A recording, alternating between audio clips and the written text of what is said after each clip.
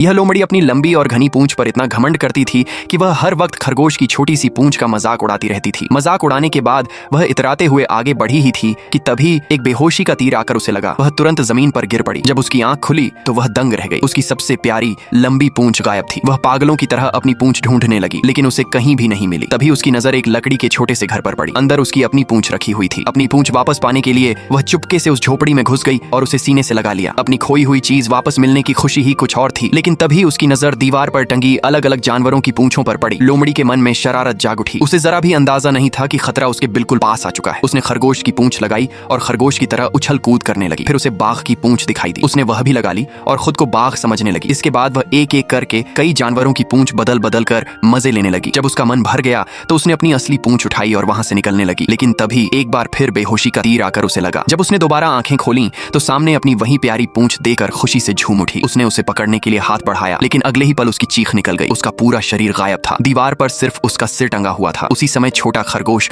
उछलता कूदता झोपड़ी में आया। वह अपनी पूंछ लेने ही वाला था कि उसकी नजर दीवार पर टंगे लोमड़ी के सिर पर पड़ी। उसे तुरंत याद आया कि यही लोमड़ी उसकी छोटी पूंछ का मजाक उड़ाया करती थी। ये सोचकर उसके चेहरे पर एक टेढ़ी सी मुस्कान आ गई। उसने अपनी छोटी पूंछ वहीं फेंक दी और लोमड़ी की बड़ी सुंदर पूंछ अपने पीछे लगा ली। फिर पूरे रौब के साथ उछलता कूदता वहां से चला गया और पीछे रह गई अपनी करनी पर पछताती बेबस लोमड़ी।